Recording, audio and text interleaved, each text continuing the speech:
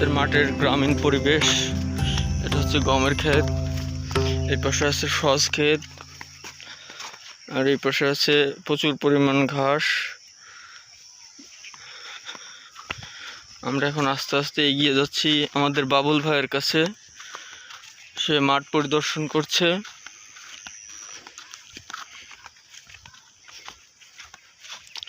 আমাদের এই মাঠের গ্রামীণ পরিবেশটা খুবই সুন্দর। এখন আমরা এই মাঠের ফসল সম্বন্ধে বাবুল ভাইয়ের কাছ থেকে কিছু জানবো।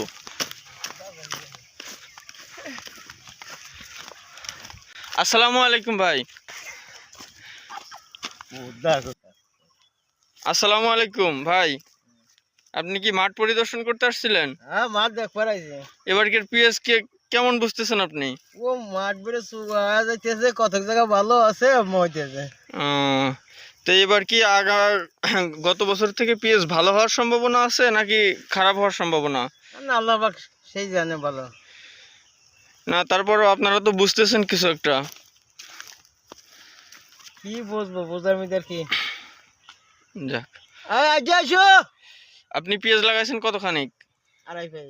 আড়াই পাই। আপনার পিএস কেমন হয়েছে এবার? আমার পিস ভালো হয়েছে। যাক, আলহামদুলিল্লাহ। পিএস লাগাইছেন কতদিন হয়েছে? 10 মাস খানিক। গুড। এই মোহাম্মদ আমাদের মাঝে চলে আসছে। মোহাম্মদ, এই মোহাম্মদ, এই দেখ।